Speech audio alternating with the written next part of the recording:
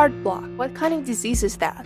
Is it curable? How to find inspiration and motivation? And most importantly, how to keep it going? How to always feel inspired and not get tired and frustrated with art? I'm Anthony Padilla, and today I'll be sitting down with Art Block itself to find out why he be doing that. I'm sorry. Hello, fellow drawers. My name is Valerie. I am a self-taught digital artist. How is it going? Are you feeling down and upset? I know. Well, don't worry. I'll tell you how to fix that in a minute. I've had my fair share of art blocks in life. There have been periods of time when I didn't draw for months, and I felt repulsed even looking at a sheet of paper. I really wanted to keep going with art, but I just couldn't come up with anything. All of a sudden, there was nothing to draw. My brain was empty, and even when I tried to draw something, it came out horribly and left me feeling even more discouraged. And of course, that affected my overall mental health. But over time, I have developed some coping mechanisms, some ways and techniques that help me overcome the fear of a white canvas, help me find inspiration and motivation. Because, spoiler alert, art block does not exist if you have the right mindset. It's all about the mindset. You are the only one who can make it better or worse for yourself, and the only block is in your head. So I have compiled some tips and techniques that help me cope with art block and procrastination, and that will hopefully help you develop a healthier relationship with your art. Tip number 1. Don't pressure yourself to draw something original every time.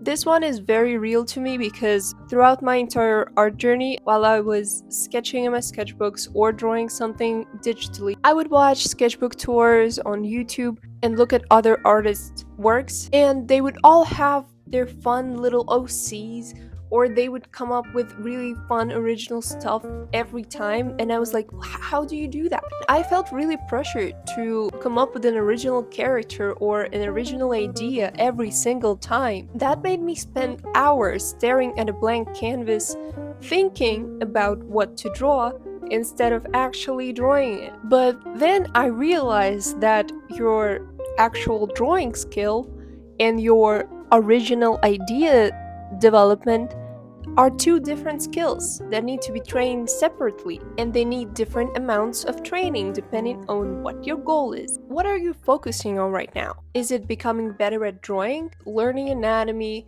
colors, compositions, drawing faces, or is it becoming better at creating original concepts and storytelling? I realized that most artists actually don't come up with an original character for every single drawing. That's crazy. They draw from reference, they draw fan art of their favorite characters. Yes, sometimes you can sit down and come up with an original design if you have some idea in mind, but that's not necessary if you want to train your skill. If you want to get better at the technical aspect of drawing, then forget about those original characters for a long while. Like, don't even bother. Let's say you're practicing posing. Well, first of all, you can just do gesture drawing or make like pose sketches.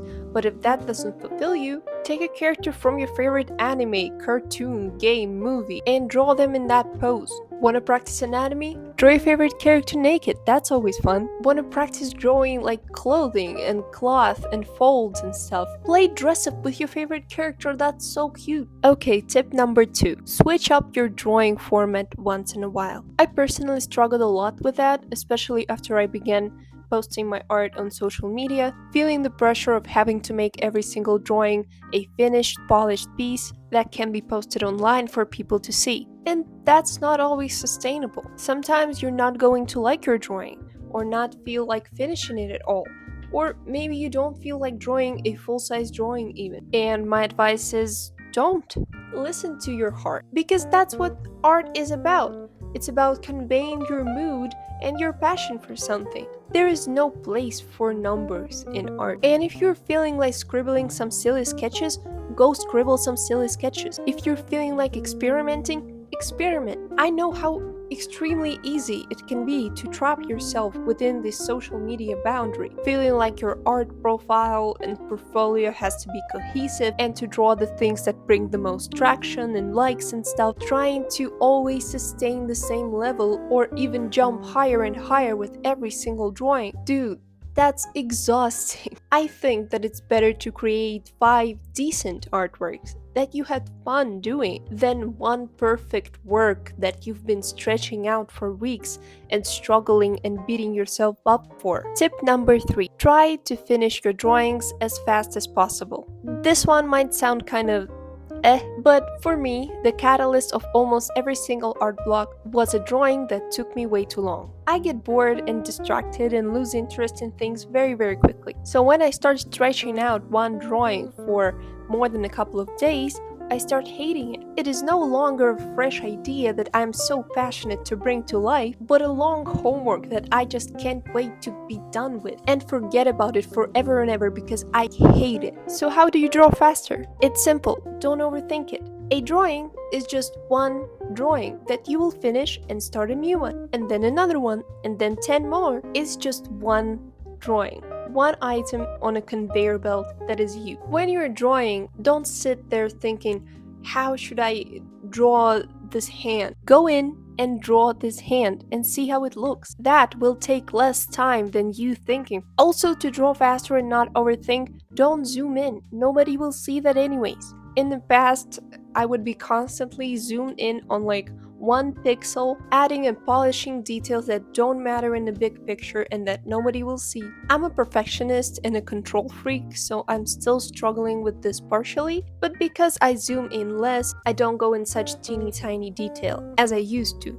And that helps a lot. Tip number 4, don't force it. My therapist told me this once and it made my life so much easier and I felt such a relief. This might sound obvious, but I was complaining about procrastination with art and with life in general, ADHD and stuff, and I would constantly beat myself up for procrastinating and wasting time and not spending my time correctly. And she told me to just let it happen because this is not procrastination. This is called rest, and people do need that. And you need to rest so much because you're tired of something. Why are you tired? Because you don't actually let yourself relax. You might be thinking like, oh, I laid in bed all day today. Why am I still tired and don't want to work? Because you were not just laying in bed and recreating and enjoying this free time. You were beating yourself up in your head and feeling so much guilt, discouragement, and disappointment in yourself that now you feel tired despite technically not doing anything all day. If you're feeling like you're starting to go through an art block,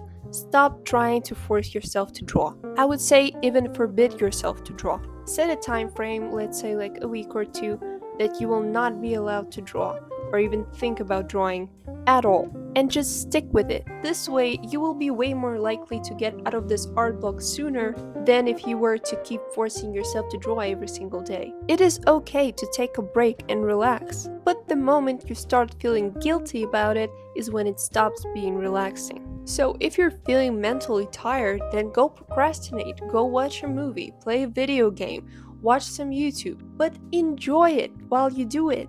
Be conscious with it. And if you start spending your time with consciousness, you will have way less chances of throwing yourself back into a loop of procrastination and art block. This way you will actually feel relaxed and ready to draw, work, study. Tip number 5, use your resources. Just remember that there is no such thing as original. Everything that has ever been drawn or made is a replication of already existing concepts. It's just a matter of how Dr. Frankenstein you are. How many interesting concepts can you combine in one drawing while maintaining its integrity and making it look cohesive? I would say 3 concepts is the goal. We live in the age of technology. There are so many sources you can gather your information and inspiration from. Go on Pinterest. Go there instead of TikTok. How about that? Save pins. Create boards for everything. Find like one picture of a pose, one of a hairstyle, one of a clothing reference, one color palette, one expression, and now just mash it all together and make a character. Look at this.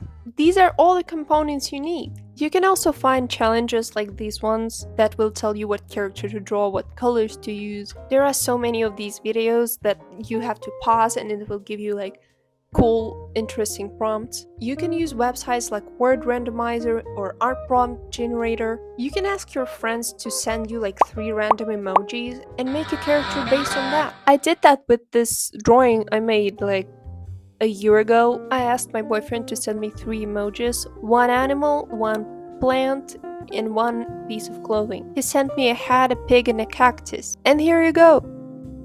In conclusion, art should never become a chore. It should always remain something fun and exciting, even if it's your job. And only you can make it be that way, with your brain power. Just let the ideas flow, don't stop, it's a conveyor belt. Don't overthink it, experiment, have fun. And of course, our relationship with our art is always changing, because we change as well and look at things differently. And if you keep going, then I'm sure that your and your art's relationships will grow from abusive to pretty healthy. Let me know if these tips were helpful, and maybe you have your own mechanisms and techniques of getting over creative blocks. Feel free to share them in the comments, and maybe your advice will help someone else. Thank you so much for watching this video. You can check out my art on Instagram or here on YouTube Shorts. And yeah, bye bye!